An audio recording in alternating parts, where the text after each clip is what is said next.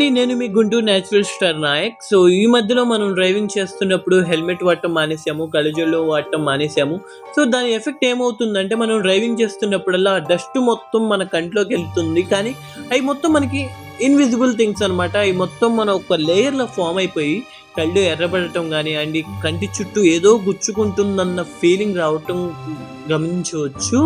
So, దానికి ఎలాంటి పరిష్కారం చూడాలిరా బాబు అంటే, ఈరోజు ఎర్లీ మార్నింగ్ మా సిస్టర్ ఏంట్రా డల్లుగున్నావంటే, "అన్నా నా కంటి చుట్టూ ఏదో గుచ్చుకుంటున్నట్టు బాగా వాసిపోయినియి అన్నా" అని చెప్పేసి చెప్తుంది.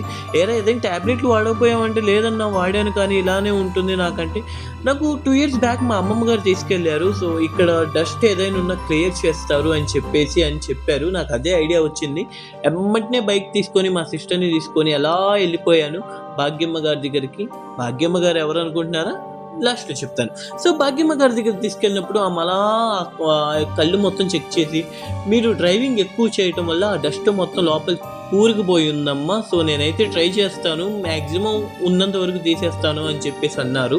నేనైతే అనుకున్నాను ఎప్పుడు 2 ఇయర్స్ కింద వచ్చాను కదా! మళ్ళీ అదే ప్రాసెస్‌లో వెళ్తాను. సేమ్ ప్రాసెస్ ఎళ్ళారండి ఎగ్జాక్ట్‌గా.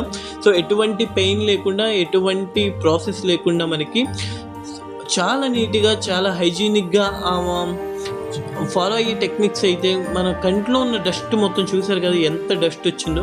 సో, మీ ఫ్యామిలీలో ఎవరైనా ఇలా ఫీల్ అయ్యారు గనుక, ఎవరైనా కంటి సమస్యతో బాధపడుతూ ఉంటే ప్లీజ్ భాగ్యమ్మ గారిని ఒకసారి సంప్రదించండి. మీకు భాగ్యమ్మ గారి అడ్రస్ గాని, ఫోన్ నంబర్ గాని కావాలంటే తెలుసు కదా!